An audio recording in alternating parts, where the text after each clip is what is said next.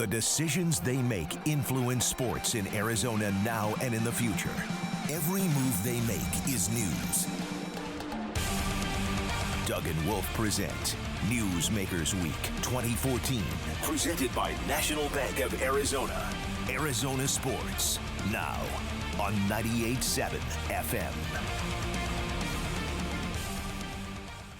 You just tuned in.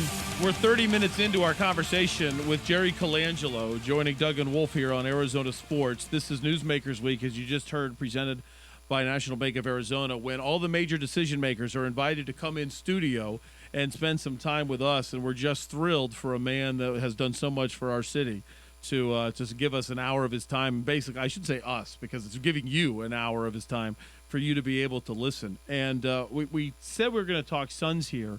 But just to be blunt, we got into an off-air conversation that we really need to wrap up about USA basketball before we get into Suns, when Wolf kind of just drove the nail right into the board with a question that really elicited a response from Jerry that you need to hear. Well, once again, you're talking about a guy here that has accomplished so much in your life, Jerry, and you've done so many different things and done them well. And yet I listened to you talk about USA basketball, and that passion and that fire is there, and it made me think, is this the most fulfilling or rewarding thing that you've done in all your life? It could very well be that. At this stage of my life, when you think about leaving an imprint on the game, and I've been involved in all kinds of levels as a player, scout, coach, manager, owner, Hall of Fame, all of those things, and all the successes.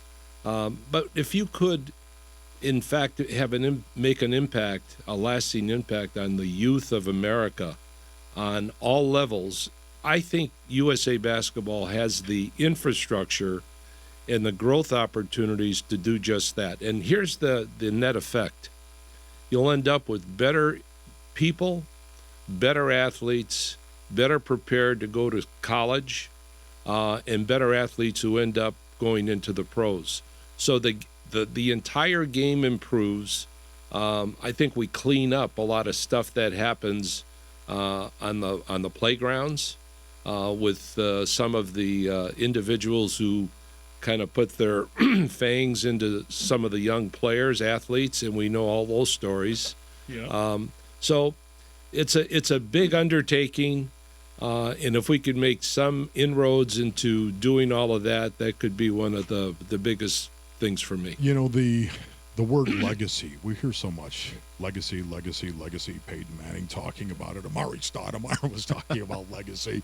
Everyone's talking about legacy. Does it matter to you, Jerry, what your legacy is? I think you asked me that once before. I mean, when it's all said and done, you can look at achievements, accomplishments, blah, blah, blah. But at the end, what really matters to me is my faith, my family, and community. When I say community, that means you did something to make life better for people in your own community in every way, in any which way. So at the end, when it's all said and done, how do you want to be remembered? He cared, would be my 2 words. Kind of wish we just ended. Okay, we'll see you tomorrow. That was outstanding. Jerry Colangelo joining Doug and Wolf. Stock Suns. Come on, it's about time. Well, here you go. This is the general theme. I'm getting a lot of these tweets, so I'll read you one. This is from AZ Josh, and he just says, ask Mr. Colangelo if he regrets selling the Suns to Sarver. And there's a lot of Robert Sarver bashing in a lot of the tweets, wanting you to retake over. And it's something that we haven't talked about in years, so we'll just ask you point blank, how have the Suns matured, improved, changed since you haven't really left, but since you moved on from the Suns and into other areas? And as you look at the Suns right now, I'll ask you bluntly, is Robert Sarver a good owner? I think he is. I think he's also matured as a sports entrepreneur. It's the kind of business that people from the outside looking in think is just an easy transition. But it helps if you have a real background. And if you don't, you have to pay your dues. You have to learn by experience, and sometimes you have to make mistakes, and you learn from those mistakes. I would say to you that Robert was handed a full deck, in terms of really a good team, good management, coaching. We had a good run for a while, if you recall. And but then things started to dissipate a little bit. And when you're not stable, when you have a lot of turnover in terms of management, coaching, players, it's unstable, and it's tough to really get any traction. So I think Robert went through a lot, and I think he learned a lot, and I've heard from a number of people that I trust very much that he's a different guy today than he was when he bought the team, and it's all positive, and I commend what he's done. These are other owners. These are NBA insiders saying this too. Yeah, both that and people who are close to him here locally, that it's different, and so he deserves to get credit when credit is due. When you make mistakes, you take the hits, but when you're successful, you should also be gracious, in saying the right things about a person. And I think he has a great group in place. I'll be honest with you, I'm so happy for Jeff Hornacek. He's done such a wonderful job, and watching his demeanor, he's so different than maybe what we've seen in the past in terms of a coach, but he has created another young, terrific team to watch. I mean, the big surprise in the NBA this year is the Phoenix Suns. Yes, no absolutely. one could have thought or believed that they were going to win that many games here at the All-Star break. It's incredible. Your thoughts on Ryan McDonough, the young savant general manager? I knew his dad, who's now deceased. Ryan and I had lunch a few months ago. I was very impressed with him. He's very eager to learn, and I think that's a tribute to him and whoever else told him that, because I've shared with you, when you're young, be a sponge. Surround yourself with people who have been there, done it, learn from those experiences. And he reached out, wanting to develop somewhat of a relationship, and for that I appreciate it. Another tweet came in and says, Mr. Colangelo, so they're following Dan's line, how much more potential does Phoenix have, sports-wise and even economic? Great question.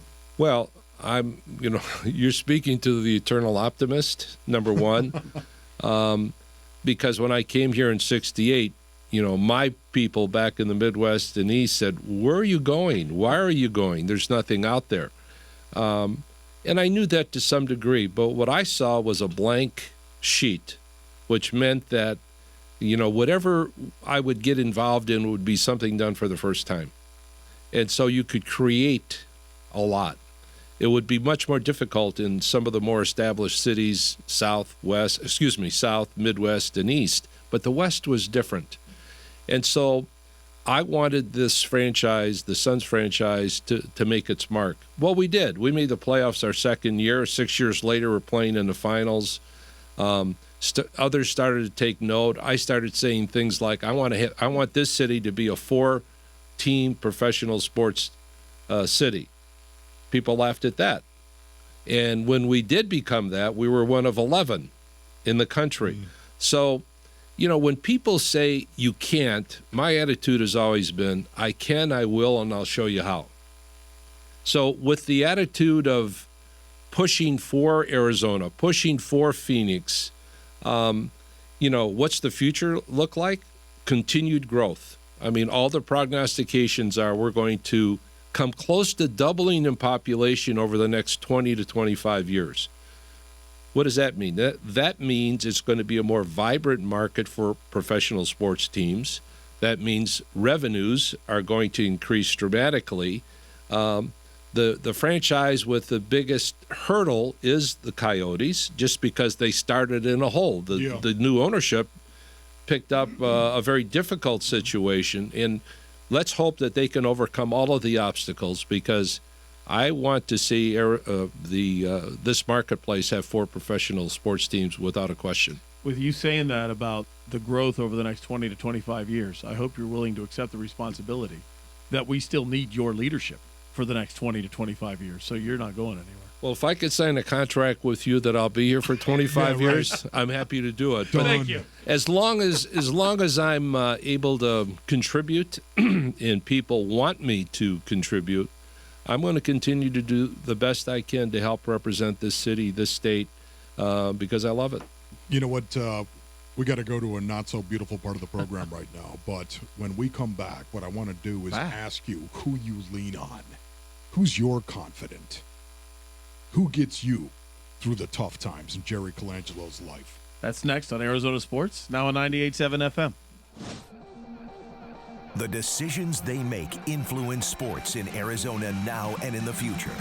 Every move they make is news. Doug and Wolf present Newsmakers Week 2014, presented by National Bank of Arizona. Arizona Sports, now on 98.7 FM.